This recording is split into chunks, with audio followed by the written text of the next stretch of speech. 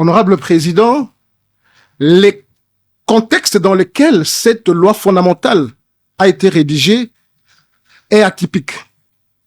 D'abord, ce sont des belligérants qui se retrouvent. Ils se retrouvent à Sun City, ils discutent et ils disent, bon voilà, nous devons nous partager le gâteau qu'on appelle la RDC. 500 députés. Sans aucune raison fondamentale. Parce que vous allez vous rappeler que l'acte constitutionnel de Mouzé instituait un parlement avec 300 députés. 2. Découpage territorial. Nous avons eu autant de provinces qui peinent aujourd'hui sans tenir compte de réalité des richesses de chaque province. La province du Sankourou n'a jamais vu un ministre en fonction arriver là-bas. Chers collègues, 66 ans après, ne pouvons-nous pas enfin envisager un État fédéral congolais? Honorable exaucé, honorable président, membre du bureau, nous avons tous en tête les velléités de balkanisation qui règnent dans notre pays. La situation actuelle de notre pays ne nous permet pas de passer au fédéralisme. Sinon, c'est des petits États que nous créons. Nos innovations touchent à plein fouet l'article 220, les mentions qui y sont insérées. Vous avez la représentativité du gouvernement. Premier point. Les Fronts pour la 4e République proposent la compétence, la méritocratie à la représentativité du gouvernement. Monsieur le Président du Parlement, vous avez vu qu'il y a des mamans vendeuses de cacahuètes qui avaient été nommées ministres dans ce pays.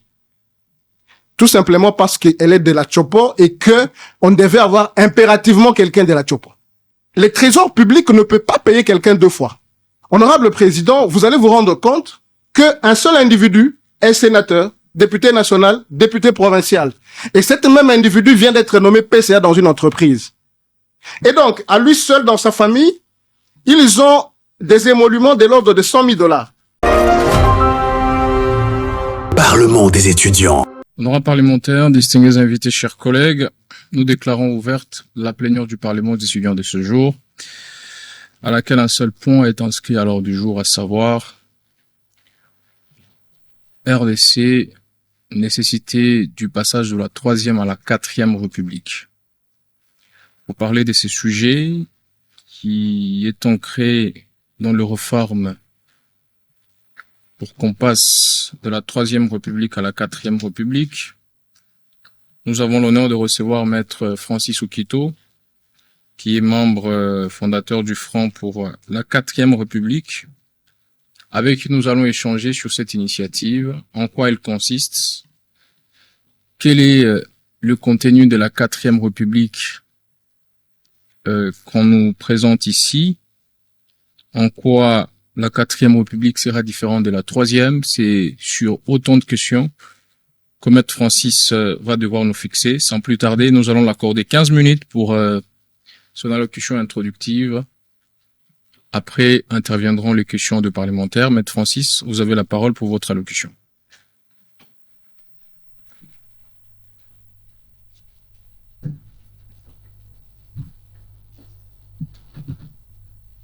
Honorable Président, honorables députés, distingués invités, je vous remercie de l'opportunité que vous accordez à la dynamique Front pour la 4e République pour vous brosser, alors de manière très laconique, ces réflexions faites partant de nos textes que nous appelons l'âme du peuple depuis 1960 à ce jour. Des critiques apportées, mais aussi des solutions proposées pour la rédaction d'un texte fondamental appelé la Constitution, qui va devoir régir notre 4e République. Il faut dire, honorable Président, que cette réflexion est partie des faits. Des faits au regard du vécu quotidien du Congolais. De la situation dramatique, de la sécurité, mais aussi de la question épineuse sur l'économie de notre pays. Cette réflexion a été menée par un groupe de Congolais, dont beaucoup sont présents ici. Je vais citer Monsieur Jean Saka, Francis Okito, Sterne Banyakou, Dadi Tiswaka et autres. Nous sommes partis de la Constitution de 1960, comme vous le savez, qui a été rédigée par le Belge et promulguée, signée par le gouverneur de Belge, mais qui devait être appliquée au Congo. Vous avez vécu que quelques semaines, quelques mois après, les émeutes et les conflits s'en sont suivis jusqu'à ce que Lumumba soit destitué, Kasavubu, qu'il y ait de problèmes. Et en 64, on va rédiger une constitution, mais malheureusement qui n'a pas été appliquée. Parce que là, je parle de la première république de 1960. Il n'a pas été appliqué parce qu'il y a eu forte concentration de pouvoir, mais aussi le fédéralisme qui était un verrou au regard des aspirations du président de l'époque. Je vais citer le président Mobutu. En 67, nous aurons une constitution, mais qui malheureusement va concentrer tous les pouvoirs à un seul organe, c'est le président de la République. Cette constitution a été révisée 18 fois, mais écrite avec l'aide de la constitution française, américaine, belge, sud-africaine. Malheureusement, malgré toutes ces révisions, la République n'a fait que sombrer jusqu'à l'arrivée de l'AFDL qui va prendre le pouvoir. Le Musée va signer l'acte constitutionnel de 1997, la constitution de transition de 2003 et enfin la constitution du 18 février 2006 qui instaure la Troisième République. Critique faite de ces deux premières constitutions des premières républiques, 1960, écrites par le Belge, et 1977, tout le pouvoir concentré à un organe, mais de 2006, c'est une constitution pratiquement pire, extravertie et importée de l'extérieur, comme je voulais le dire. Honorable Président, les contexte dans lequel cette loi fondamentale a été rédigée est atypique. D'abord, ce sont des belligérants qui se retrouvent. Ils se retrouvent à Sun City, ils discutent et ils disent, bon voilà, nous devons nous partager le gâteau qu'on appelle la RDC. 500 députés. Sans aucune motivation, sans aucune raison fondamentale. Parce que vous allez vous rappeler que l'acte constitutionnel de Musée instituait un parlement avec 300 députés. 2. Découpage territorial. Nous avons eu autant de provinces qui peinent aujourd'hui sans tenir compte de réalité, des richesses de chaque province. La province du Sankourou n'a jamais vu un ministre en fonction arriver là-bas. Je cite seulement celle-là. La province de la Mongala, par exemple. Tous les ministres souvent à Kolwezi. La Constitution avait besoin d'avoir autant d'emplois et il fallait mettre des gens. Les assemblées provinciales, le Sénat, la primature. Ça part du partage de pouvoir. Ils instituent quelques dispositions constitutionnelles, notamment l'article 220, qui le verrouille. Non. Dont les matières à l'intérieur sont verrouillées. Mais que l'article lui-même n'est pas verrouillé. On vous cite la représentativité du gouvernement, les suffrages universels, le pluralisme politique, l'indépendance du pouvoir judiciaire, et j'en passe. Mais dans ces matières intangibles, vous avez par exemple la représentativité du gouvernement. Qu'est-ce que cela veut dire? Cela voudrait tout simplement dire qu'au sein du gouvernement, l'on devait retrouver toutes les ethnies, toutes les couches sociales de la RDC. Or, la RDC en elle seule dispose de 450 ethnies. On ne peut pas avoir un gouvernement de 450 ministres. Impossible. C'est là que vient la notion de géopolitique. La territoriale des non-originaires. Il faut que vous soyez originaire plutôt pour être gouverneur dans une province. Une expérience qui a montré ses limites. Cette constitution prise dans ces contextes-là, de belligérants, où nous avons vu des professeurs d'université belges venir ici. Ce débat, permettez-moi de le dire, je l'ai eu à l'université belge à Liège, avec M. Dadi Tissouak en 2024 au mois d'avril, avec le professeur, j'oublie les noms, c'est un Congolais, mais qui est professeur de droit constitutionnel en Belgique, qui prétend être l'un des architectes de la rédaction de notre Constitution. Débat, échange, nous nous sommes rendus compte, partant de là, qu'il y a un sérieux problème. Voilà, partant de cette critique de nos différentes constitutions, les Fronts pour la 4e République apportent cette innovation, et les voici. Parce que, honorable président, honorable député, vous pourriez par exemple me poser la question de savoir, mais toutes ces innovations peuvent être intégrées dans les cadres de la révision constitutionnelle.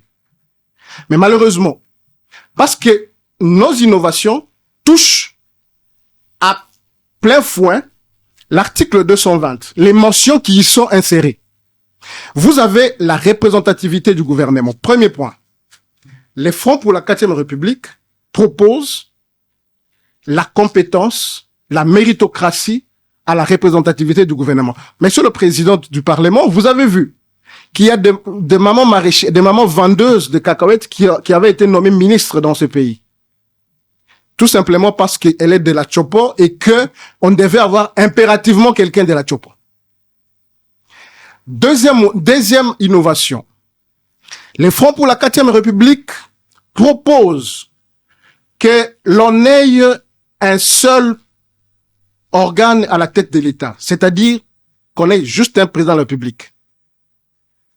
Qu'on ait juste une Assemblée nationale. Que l'on ait 300 députés en lieu place de 500. En raison d'un député par territoire et par ville. Nous avons 99 villes, dont 33 sont déjà en exécution. Donc, on peut avoir 300 députés. Les fonds proposent que toutes les institutions budgétivores qui ne servent à rien soient supprimées, notamment les assemblées provinciales, les gouvernements provinciaux, les conseils économiques, et la multiplicité dans l'administration. Parce que dans l'orthodoxie judiciaire, ou juridique plutôt, les trésors publics ne peuvent pas payer quelqu'un 2 fois. Maître Francis, il vous reste 4 minutes. Merci, Monsieur le Président, de me le rappeler. Honorable Président, vous allez vous rendre compte qu'un seul individu est sénateur, député national, député provincial. Et cet même individu vient d'être nommé PCA dans une entreprise. Et donc, à lui seul, dans sa famille, ils ont des émoluments de l'ordre de 100 000 $. Dans un pays où vous connaissez le salaire minimum. La 4e innovation, c'est l'indépendance de la magistrature, en lieu et place de l'indépendance du pouvoir judiciaire. La magistrature est un corps qui ne se distingue pas. Parce que les articles 151 et 152 de la Constitution parlent de l'indépendance du pouvoir judiciaire. Mais quand vous lisez l'article 70 de la loi numéro 013/013 de 2013 sur l'organisation du pouvoir judiciaire, on met le ministère public sous l'autorité du ministère de la Justice. Il y a contradiction. Cinquième innovation, nous avons la réorganisation territoriale. Ça veut dire quoi? La province de la Mongala n'est pas riche peut-être dans tel ou tel autre domaine. Mais la province de la Chopo en est. Nous faisons des liens économiques comme sous forme de blocs. Cela va nous permettre à ce que nous ayons des provinces qui sont riches mais qui permettent à celles qui ne le sont pas à pouvoir émerger. Enfin, nous avons le pluralisme politique et syndical. Le Front pour la 4e République propose que les partis politiques soient rangés sous forme de blocs. Bloc socialiste, bloc libéraliste.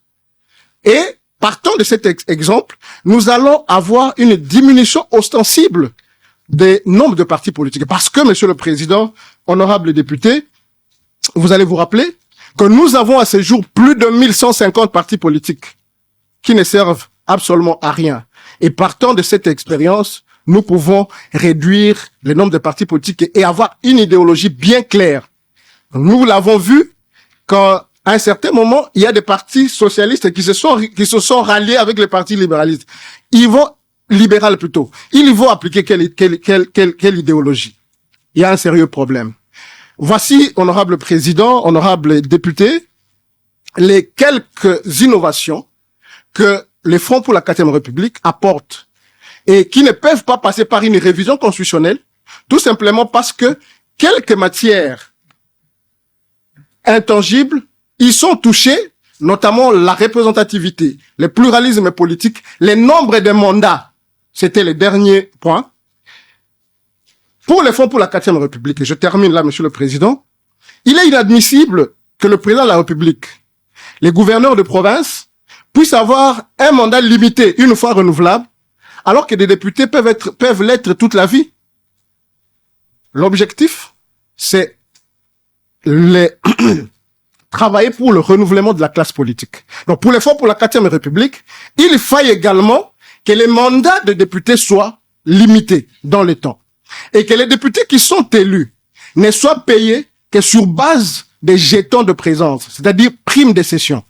On ne peut pas payer quelqu'un pendant 13 mois alors qu'il ne travaille que 6 mois. Nous avons dit. Merci. Maître Francis, vous allez rester pour une relance. Je rappelle que la présentation que vous avez faite est juste panoramique et que vous avez versé au Parlement des étudiants les textes portant manifeste pour la 4e République que nous avons exploité à fond. Nous le partagerons dans nos forums avec tous ceux qui veulent les lire. Il y a beaucoup de détails en termes de réformes que proposent les Fronts pour la 4e République. C'est un travail laborieux. J'ai 3 relances pour Maître Francis, et puis les parlementaires vont prendre. Est-ce que vous pouvez nous citer la maman marchère, vendeuse de cacahuètes, qui a été nommée ministre? Honorable Président, il me sera difficile de le faire parce que je ne voudrais pas toucher les sensibilités. Pourtant, vous l'avez cité. J'ai pas cité le nom. Vous avez insinué. Je n'ai pas insinué parce que c'est une réalité. Une vendeuse de cacahuètes, une maman... Mais dites-nous, voilà. Elle était dans quel gouvernement? Elle est dans le gouvernement actuel, soumis elle est ministre actuellement. Actuellement ministre. Je vous le confirme. C'est bon, nous allons faire nos recherches pour savoir qui est-ce. Merci, Monsieur le Président. Et ça, c'était au nom de la représentativité au niveau du gouvernement. Bien sûr. Très bien, nous allons nous y pencher pour savoir de qui il s'agit exactement. Merci, Monsieur le Président. Aux Congolais aussi d'en faire les recherches. Hein. On ne savait pas qu'il y a au gouvernement une maman maraîchère, vendeuse de cacahuètes, bombardée ministre. La deuxième question, c'est que, est-ce que c'est le fait qu'on ait écrit la Constitution à l'extérieur, avec calque sur la Constitution belge, je ne sais pas française, qui est à la base de l'effondrement de la 3e République que vous voulez rebâtir en 4e République? Merci, honorable Président. J'ai eu la chance de discuter avec vous et vous êtes un homme d'une authenticité inoubliable et incommensurable. Monsieur le Président, vous le savez, quand avant l'arrivée du colon blanc, les empires congolais étaient gouvernés. Empire Lunda, Absolument. Empire Lunda, Kuba, les Mwami, etc. Ces gens géraient notre république. Voilà pourquoi la semaine prochaine, les France va se rendre au Congo central pour interroger nos chefs. Comment ils géraient la république avant l'arrivée du colon blanc? Je prends un exemple un peu plus banal. On dit rien n'est fait pour la jeunesse sans la jeunesse. Ce qui est fait pour elle sans elle est fait contre elle. Vous ne pouvez pas ne pas tenir compte de nos réalités locales, coutumières, et vous dites, vous nous amenez une loi qui nous est imposée. Je vous donne un exemple, monsieur l'honorable président. Est-ce que dans nos coutumes, tous ici nous connaissons nos coutumes, y a-t-il des sous-chefs coutumiers? Il n'en existe pas. Les chefs coutumiers étaient les seuls qui règnent. Point barre. Mais aujourd'hui, nous avons des vice-présidents, nous avons tout ce que vous connaissez. C'est une façon de dire que nous devons puiser. On appelle la Constitution l'âme du peuple, la loi fondamentale. Maître Francis, il me semble que vous ne répondez pas pile à ma question. Réponds. Je comprends qu'il y a nécessité d'avoir un texte qui puisse répondre et s'inspirer de nos us et coutumes. Ça, c'est son débat. Je veux juste corroborer votre constat. Est-ce que le fondement de la Troisième République est dû au fait que notre Constitution est calquée sur les constitutions étrangères? J'étais en train de partir d'une, je sais pas, une thèse avant de chuter. Merci de nous faire l'économie du temps. Merci. Donc, je disais ceci. La première phase est que la loi, pour qu'elle soit d'application, elle doit refléter l'image, les réalités locales. Mais aussi, pour répondre exactement à votre question, il se pose également un problème d'applicabilité. Je vous donne les articles 64, 70 de la Constitution. 64, dans son premier alinéa, dit on peut mettre à échec à qui que ce soit, mais l'alinéa 2 dit aucune personne ne peut prendre le pouvoir par autre moyen que. Mais 70, on vous dit, le président de la République reste en fonction jusqu'à l'élection du nouveau président élu. Cette disposition a été calquée de la Constitution française, vous le savez.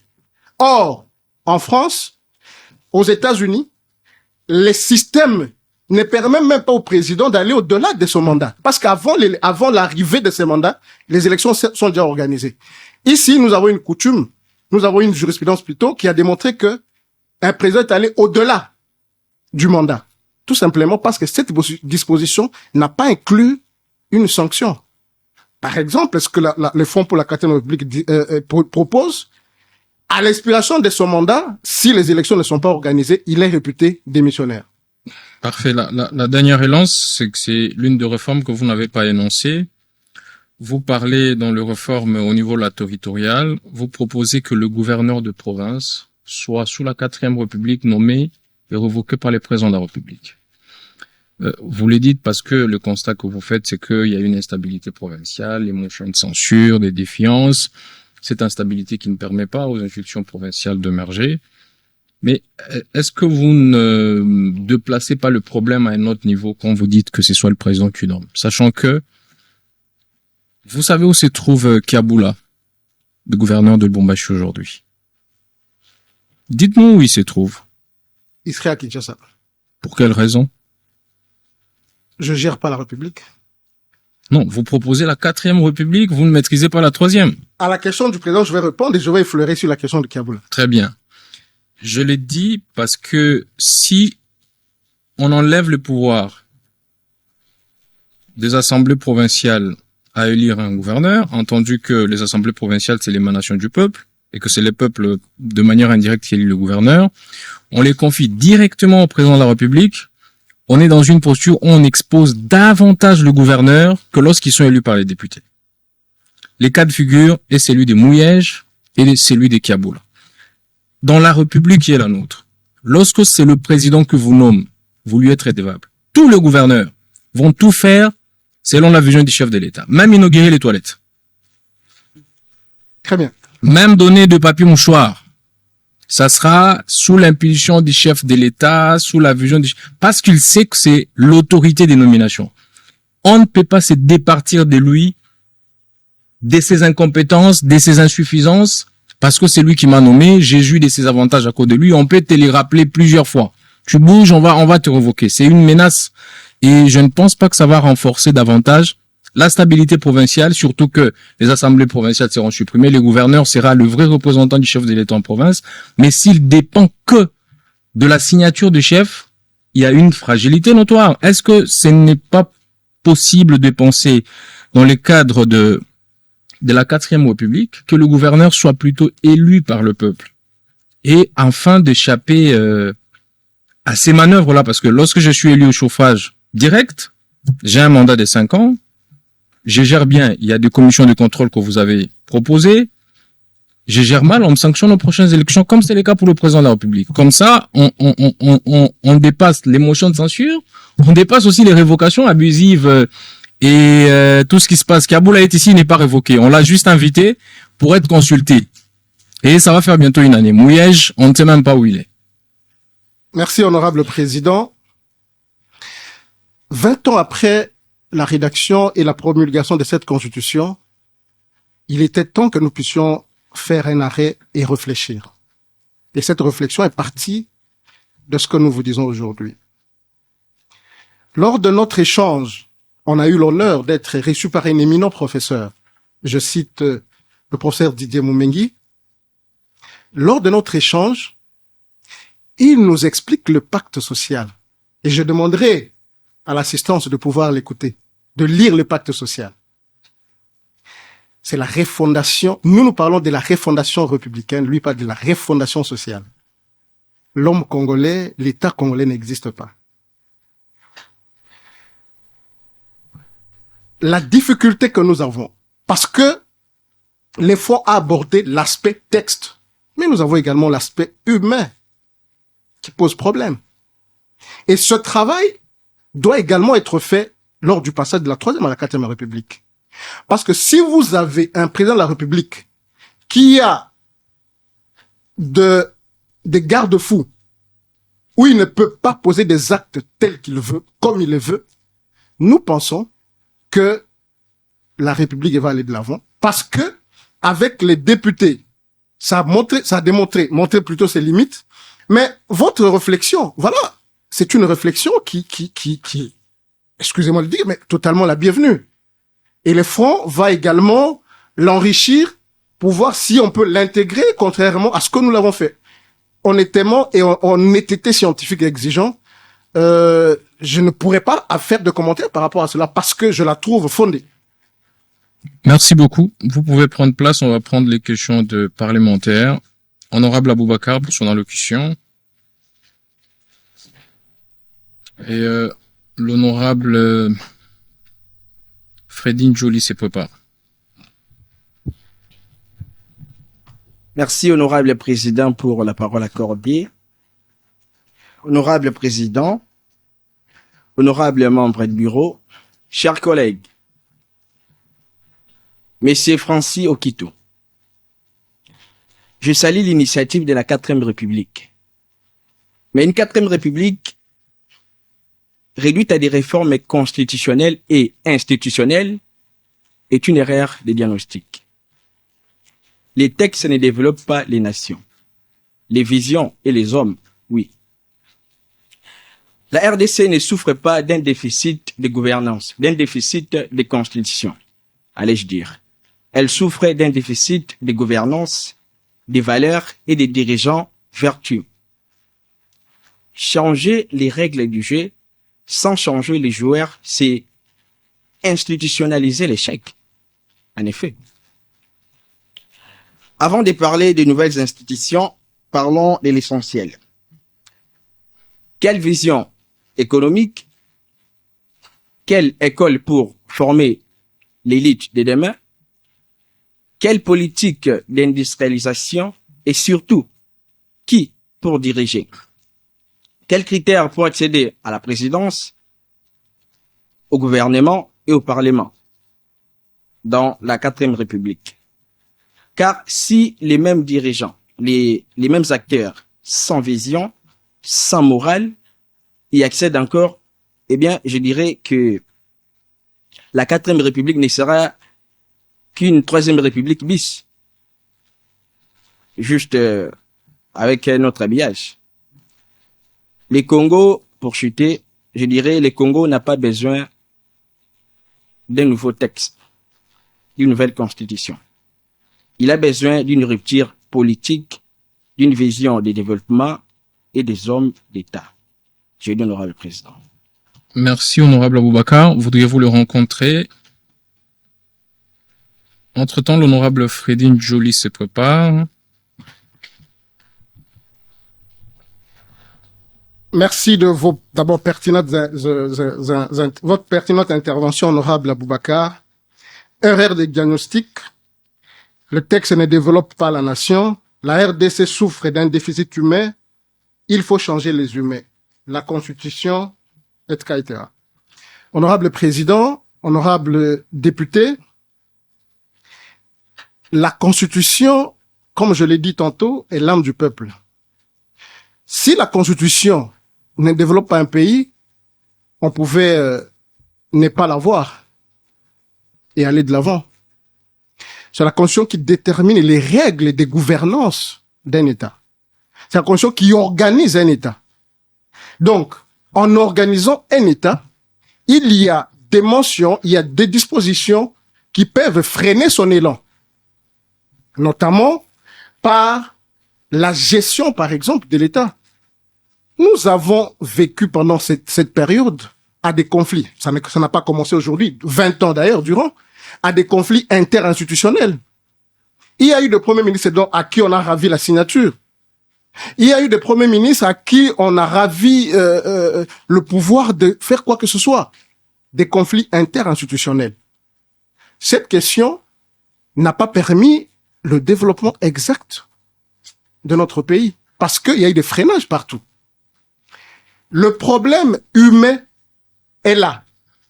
Mais comment vous allez faire la rupture, honorable député, honorable Aboubakar? Vous allez faire la rupture comment? Aujourd'hui, vous vous levez, vous dites, toutes les personnes qui ont 60 ans ne vont pas postuler parce que vous avez géré pendant autant d'années et qu'il n'y a pas eu de développement dans notre pays. Mais on va crier à la discrimination. Dans la gestion et dans les préventions du Fonds pour la 4e République, nous avons parlé du renouvellement de la classe, mais il faut le faire de manière démocratique. Parce que d'aucuns ignorent, et cela est vrai, que le problème humain est persistant, mais aussi un sérieux problème de texte. Il faut un nouveau État avec de nouvelles têtes à la tête. Permettez-moi la tautologie. Mais pour le faire, il faut une transition démocratique. Et cette transition passe par des textes. Vous ne pouvez pas dire à quelqu'un qui a été candidat député, qui a été député pendant 4 fois, aujourd'hui de ne pas postuler sans un texte. Mais c'est sur base d'un texte qu'on dira, non messieurs, vous avez été 2 fois élus et que dans votre circonscription électorale, nous n'avons rien vécu. Dans ce cas, cette fois-ci, au regard de texte de l'article tel, vous ne pouvez plus postuler. Et donc, j'admets, je suis d'accord, parfaitement d'accord avec lui, qu'il y a également un problème humain, mais ce problème humain doit être accompagné par un changement des textes qui garantissent effectivement la gestion de la République avec ses nouveaux partenaires. Merci beaucoup, Maître Francis. Honorable Fredine Joly pour son allocution. L'honorable Maloba Santiche se prépare. Honorable Président, honorable membre du bureau, chers collègues, distingués publics ici présents, je vous exprime ma plus haute gratitude pour cette investiture discursive au sein de cet espace d'oralité républicaine. En effet, les constitutionnalistes disent que les passages d'une république à une autre reflètent une crise de légitimité nécessitant une réactivation ou réarticulation des pactes sociaux. Cependant, Maître Okito, pourriez-vous nous dire, en l'état actuel de notre trajectoire nationale, l'impérieuse injonction est la nécessité substantielle qui justifierait le passage de la 3e à la 4e République? Telle est la quintessence de la question. Merci, honorable Freddy. Maître Francis et l'honorable Maloba Santich se préparent. Merci, honorable Njoli. Crise de légitimité pour parler du passage d'une république à une autre. Injonction et nécessité justifiant le passage de la 3e à la 4e République. D'entrée de jeu pour répondre à l'honorable Njoli, j'aimerais lui dire que dans un texte, les jeux des mots parfois deviennent les mots des jeux. Et le professeur Jomo Nicolas, ancien archevêque qui fut mon enseignant à l'école aux humanités au petit séminaire Onema Ototo, me disait, lorsqu'un jeu de mots devient prépondérant, les mots des jeux perdent son sens. C'est comme disait le professeur Bochab, le rire fou et le rire d'un fou. La crise de légitimité est une des composantes de la nécessité du passage d'une république à une autre. Elle n'est pas l'élément fondamental et ou prépondérante, honorable Njoli. C'est une des composantes, parmi lesquelles elle n'est pas la seule. Ici, si vous lisez l'article 22 de la Constitution, si je ne me trompe pas, il donne cette disposition, donne les méthodes qui permettent à une nation de pouvoir, bien évidemment, passer d'une république à une autre, ou de changer d'une constitution par la voie de référendaire passant par les pétitions. Et cette disposition ne détermine pas ou n'énumère pas les causes profondes qui sous-tendent le passage d'une république à une autre. En effet, vous comprendrez avec moi que c'est une composante minime d'ailleurs. Encore que nous n'avons pas une crise de légitimité aujourd'hui, sauf si l'Assemblée me disait autre. Injonction et nécessité. Honorable président du Parlement, honorable Njoli, Feli, nous avons énuméré 7, je pense, nécessités qui nous poussent à changer de république. Mais parmi ces 7 nécessités, c'est vrai qu'on pouvait réviser cette constitution. Mais malheureusement, parmi ces 7 nécessités, nous avons des mentions qui sont intangibles. Et comme notamment la représentativité au sein du gouvernement, vous avez le pluralisme politique, vous avez le nombre de mandats. Étant donné que nous ne pouvons pas réviser ces mentions, la conséquence logique, c'est de passer d'une république à une autre. Si ces mentions n'étaient pas bloquées, comme les autres veulent le dire, ou verrouillées, eh ben, il nous serait beaucoup plus plausible, facile de pouvoir les réviser et garder la même constitution. Et donc, pour terminer, la nécessité absolue qui sous-tendent ou qui militent au changement de la Constitution, passant par une république à une autre, est arbitrée, orchestrée par le fait que nous touchons des mentions intangibles qui sont contenues à l'article 220. Merci, Maître Francis, honorable Maloba Santich et l'honorable Mohamed Ouati se prépare.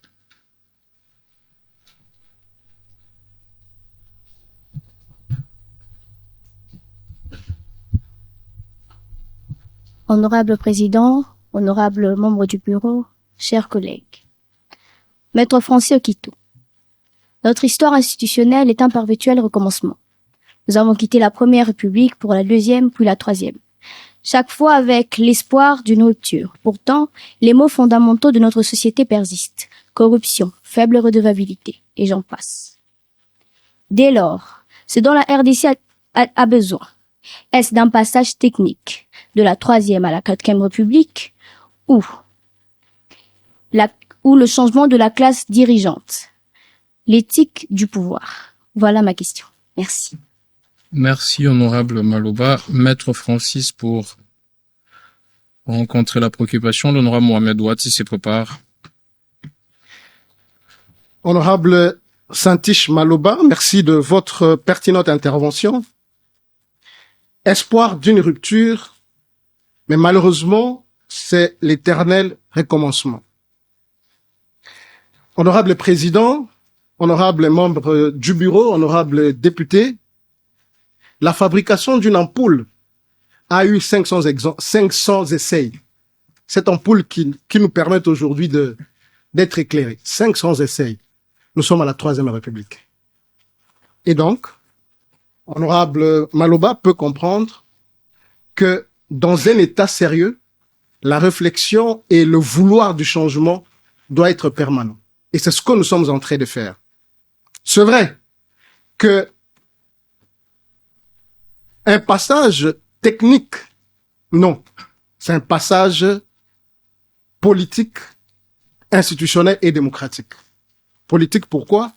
Parce que les institutions politiques vont être bouleversées au regard de ces passages. Démocratique, parce que ce passage passera par voie référendum. Et institutionnel, parce que, bien évidemment, les institutions et autres vont subir des changements. Mais la technicité ici, c'est dans la gestion de la République. Et j'ai été d'accord avec l'honorable, je crois, le premier intervenant. J'ai dit, on a un problème également d'hommes. Mais ces problèmes d'hommes, les Fonds pour la 4e République voudraient qu'ils soient résolus par le mécanisme démocratique, qui est le renouvellement de la classe politique. Et ce renouvellement ne peut passer que par un mécanisme politique des restrictions après un mandat. Les personnes vont être sanctionnées parce que estimant que vous avez eu à gérer et que vous n'avez pas apporté de résultats, malgré que vous ayez même apporté des résultats, mais les textes constitutionnels vous interdisent d'aller à un autre mandat. Maître Francis, peut-être pour enchérir, parce que la question sur la crise d'hommes revient. Est-ce que c'est pas peut-être parce que dans votre articulation de la 4e République, on ne sent pas un penchant vers les critères d'accès à la fonction publique parce que vous vous attelez seulement sur l'organisation politique, les institutions, alors que, par exemple, dans les réformes que vous proposez, nulle part, vous dites compétence méritocratie, c'est trop vague. Est-ce que n'importe qui peut devenir président, n'importe qui peut devenir député, ministre, vous décriez la maman maraîchère qui est au gouvernement en attendant nos recherches. Mais qu'est-ce que vous avez proposé concrètement? Qu'est-ce qui sera comme critère valeur ajoutée? Parce que c'est peut-être ça qui craint dans l'articulation de votre projet. Merci, honorable président, honorable membre du bureau. Vous êtes sans ignorer comme moi que la Constitution est une loi fondamentale qui prévoit de grandes lignes. Je vous donne, par exemple, une réforme électorale que nous allons faire. Nous vous l'avons dit la dernière fois. On n'aura plus de suppléants. Par exemple, candidat député national, vous n'avez pas de suppléants. Pour les fonds pour la 4e République, la personne qui est élue à Moamba avec 500 voix meurt, un exemple vague, ou est appelée à d'autres fonctions. La personne qui remplace ces députés, c'est celle qui vient en termes de voix après celle-là. Est-ce que ça résout la question de la compétence? Non, laissez-moi terminer, honorable président. Oui. C'est une façon de dire que dans nos réformes de loi organique, par rapport aux critères, tout ce qui va avec, nous allons vous apporter également ces réformes. Et donc, la loi électorale, les lois organiques qui organisent l'accès à l'accession à des responsabilités politiques au public, nous allons faire ces propositions. Mais ici, la Constitution ne prévoit pas, parce que c'est une loi fondamentale qui ne prévoit pas toutes ces matières, par exemple. Et lorsque nous allons continuer avec nos recherches et nos réflexions sur les lois organiques, nous reviendrons ici vous proposer des restrictions que nous allons proposer en termes d'accession ou d'accès à des fonctions politiques. Merci beaucoup. Honorable Mohamed Ouati, très rapidement. Il me semble que la salle chauffe au rythme du débat. On va devoir rapidement chuter. Merci pour la parole, honorable président. Honorable président, chers collègues, sans blague, ce sujet n'est pas une blague. Je vais donc inviter Maître Okito à expliciter de manière concrète et démonstrative en quoi et par quel mécanisme effectif le passage à la 4e République sera susceptible d'améliorer l'emploi des jeunes. La jeunesse congolaise qui n'a pour seul emploi aujourd'hui que les jeunes de Winner. Si on changeait la constitution pour passer à la 4e République, en quoi est-ce que ce passage-là va nous garantir qu'il y aura vraiment l'aménagement, soit le changement de l'emploi, l'amélioration de l'emploi des jeunes. Et aussi, les conditions d'apprentissage. Vous êtes à Kinshasa, vous êtes au Congo, vous sillonnez à travers la République, vous comptez les conditions dans lesquelles la jeunesse congolaise évolue et apprend. Mais aussi la qualité dans l'approvisionnement de l'eau potable ainsi que l'énergie électrique. Les courants, vous êtes au courant de délestage. À Bumbu, Selemba ou Makala et partout. À quoi est-ce que le changement, le passage à la 4e République va changer tout cela? Parce que, honorable président, nos concitoyens, l'attente de nos concitoyens ne résulte pas dans des réformes de façade. On a besoin de réformes qui vont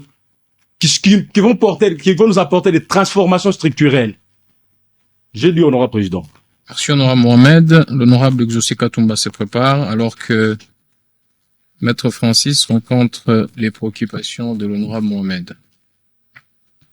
Honorable Mohamed, merci de votre souci majeur. Je pense que la question a été posée aussi la dernière fois sur la situation de la jeunesse. Mais je venais à peine de répondre à cette question parce que je vous ai dit que la Constitution ne prévoit pas comment l'accès des jeunes dans la gestion de la République. Il y a des textes qui le prévoient et pour ne pas prendre du temps, nous allons revenir avec ces textes. Mais du moins,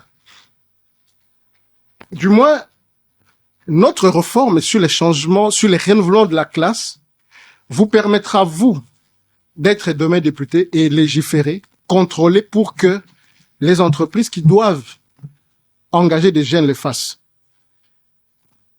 Il est difficile que la Constitution puisse tout prévoir. Ici, nous parlons de la loi fondamentale, de la loi mère qui nous régit.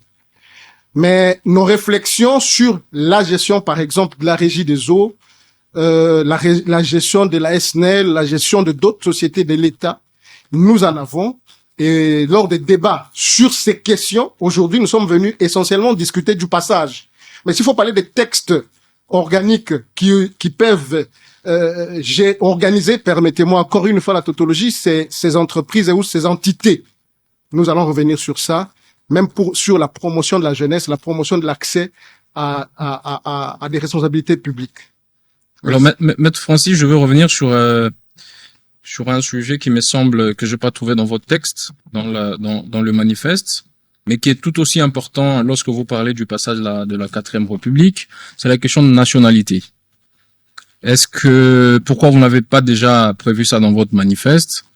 Et sous la 4e République, on reste avec la nationalité une exclusive, ou vous serez ouvert à ce que nous ayons une double nationalité, parce que vous savez que la majorité de la classe politique ont une double nationalité. Est-ce que vous allez aller vers la cristallisation de la double nationalité, ou on restera sous la 4e République avec le principe de l'exclusivité de la nationalité congolaise? Monsieur le président du bureau, membre du bureau, merci. Cette question, elle est une question d'une importance capitale, mais elle revêt un caractère trop sensible. Autant pour d'autres questions que vous avez évoquées dans votre manifeste. J'en arrive. Aujourd'hui, en échangeant avec le Parlement, nous avons eu une approche élection du gouverneur. Les 7 points que nous avons énumérés ne sont pas exhaustifs. Ou exhaustifs, permettez-moi. Voilà pourquoi je vous ai dit tantôt que nous irons au Congo central. C'est-à-dire que nous avons encore de matière, que nous avons laissé en suspens, et que nous avons voulu discuter avec des gens, des intellectuels comme vous, de parlementaires comme vous. Je vous ai cité le professeur Didier Moumega avec qui nous avons discuté, qui nous a apporté une énorme richesse intellectuelle que nous n'avons pas encore intégrée. Et donc, nous continuons de recherche bien évidemment, et peut-être que certains peuvent être élagués au bénéfice ou au profit d'autres.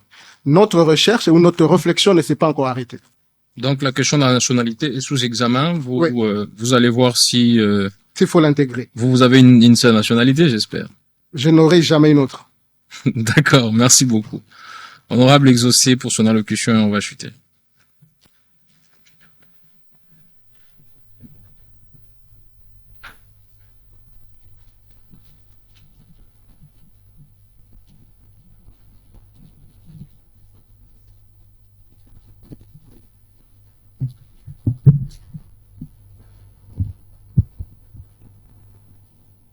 Merci, honorable président, pour la parole accordée. Honorable président, honorable membre du bureau, distingués collègues parlementaires. Nous saluons avec déférence l'intervention lumineuse de notre invité d'honneur, Maître Francis Okito. Le Front pour la 4e République réaffirme que la RDC est, depuis 66 ans, un État unitaire. Mais après 66 ans de pratiques, le constat est donc sans appel. Crise, voulais-je dire, politique à répétition, menace de balkanisation, province pauvre, territoire sans infrastructure ni gouvernance effective. Pourquoi? Parce que malgré la régionalisation et la décentralisation, tout se décide au final à Kinshasa. Pourquoi encore? Parce que dans un État unitaire, hyper centralisé, tout le pouvoir se concentre autour de la présidence. Et tout le monde veut devenir président de la République. Chers collègues, 66 ans après, ne pouvons-nous pas enfin envisager un État fédéral congolais? Le fédéralisme présenterait des avantages clairs. 1. Il réduirait la lutte pour le pouvoir au niveau national. 2. Il orienterait les ambitions politiques vers la gouvernance des États fédérés. 3. Il donnerait une autonomie réelle aux provinces pour se développer. 4. Il instaurerait une gouvernance de proximité responsable devant les populations. 5. Il favoriserait une compétition positive entre les entités fédérées. Et enfin, il renforcerait l'unité nationale pour le développement local. Chers collègues, l'unité par la centralisation a montré ses limites. Maître Francis Okito, est-il peut-être pas temps de tenter l'unité par le fédéralisme et le développement dans le cadre du projet de la 4e République que vous soutenez? J'ai ainsi dit, honorable président. Merci, honorable exaucé. Maître Francis, pour rencontrer cette préoccupation, et nous allons chuter.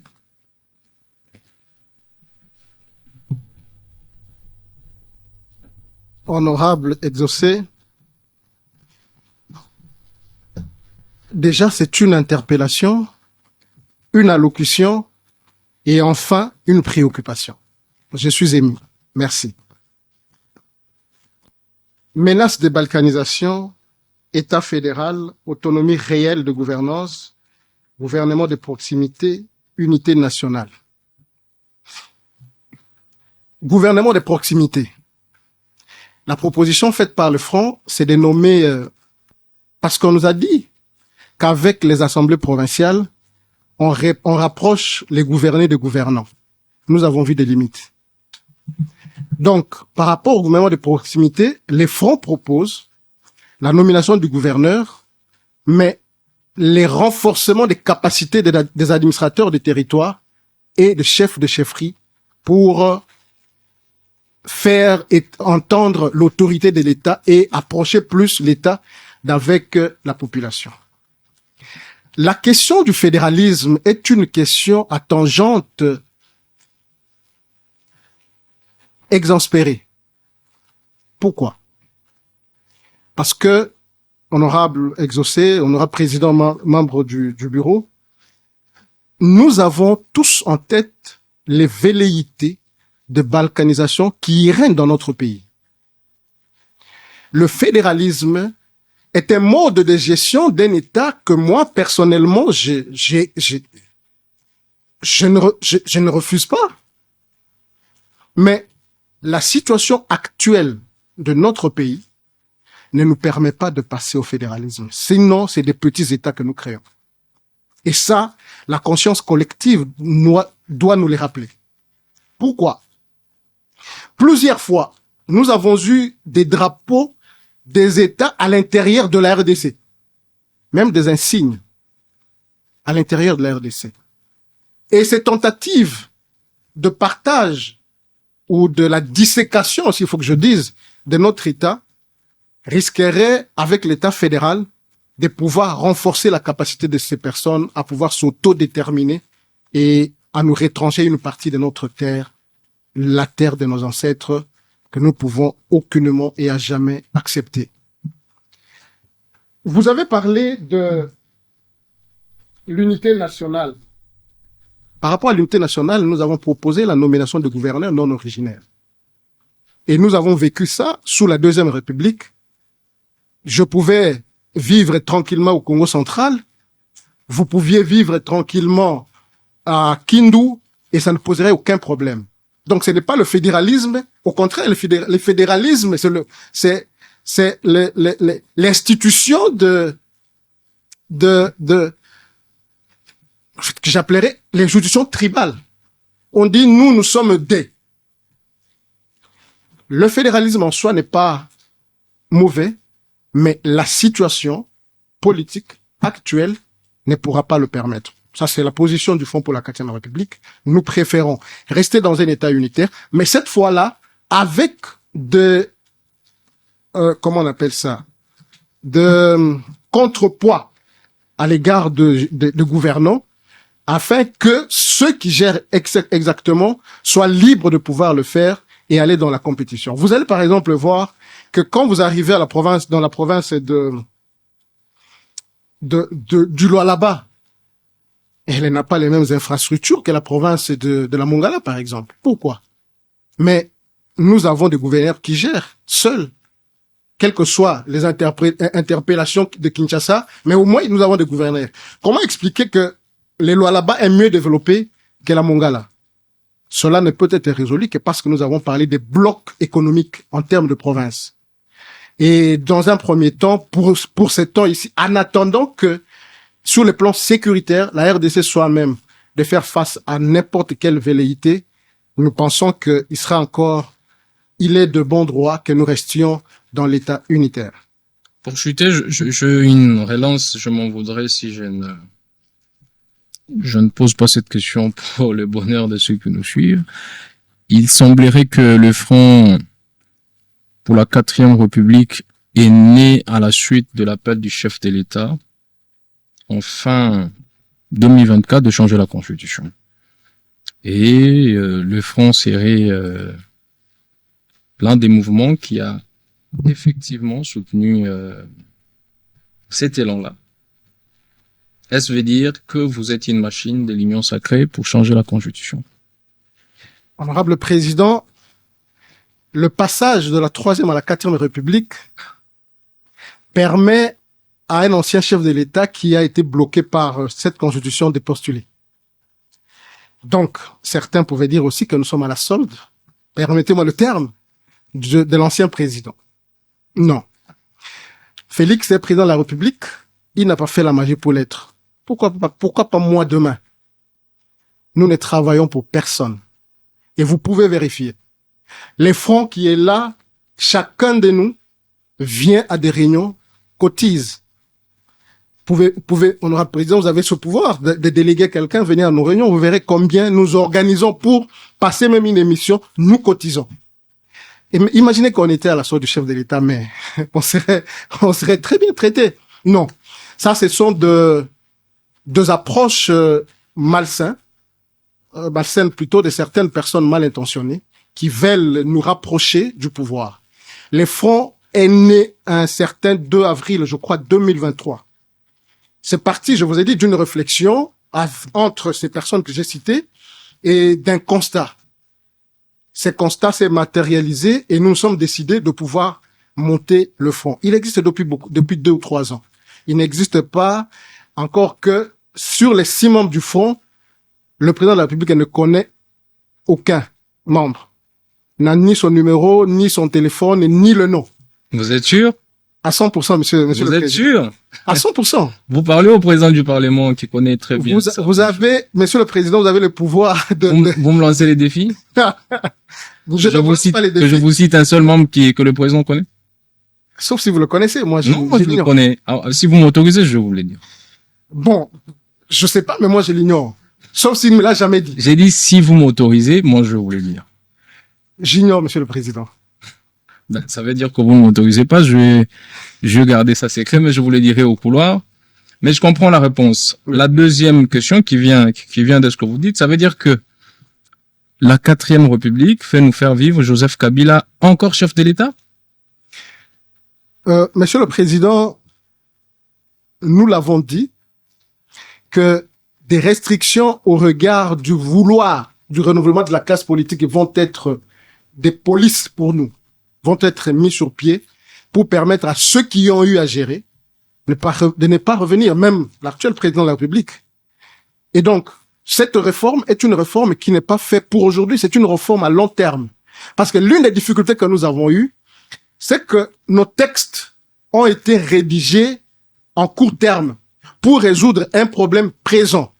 Or, dans un État sérieux, les prévisions de textes et même les prévisions budgétaires sont des prévisions qui vont à des longs termes.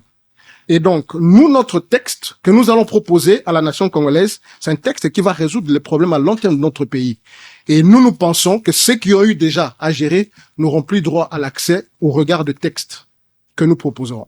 Merci beaucoup, Maître Francis. Vous pouvez prendre place. Nous sommes arrivés à la fin de cet échange. J'ai dit que je vais mettre à la disposition de parlementaires dans nos forums habituels le texte du manifeste pour la 4e République. Question d'approfondir.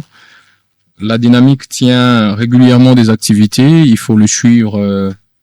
Et comme Maître Francis l'a dit, ils sont ouverts à des propositions, à des contributions qui seront analysées et éventuellement intégrées dans la dynamique. Parce qu'il faut dire que la situation de la 3e République est alarmante. Ça, c'est une évidence. Le peuple est insatisfait. L'espoir se volatilise. Et les crises et les guerres qui nous sont imposées, à la fois la guerre contre le moustique et celle contre les M23, nous interpellent et devraient nous inviter à réfléchir sur les panacées possibles, parce que, chers compatriotes, aujourd'hui, nous sommes agressés par les moustiques. Nous n'avons pas de solution. Nous sommes attaqués par les M23, par le Rwanda. Certains dansent, rigolent.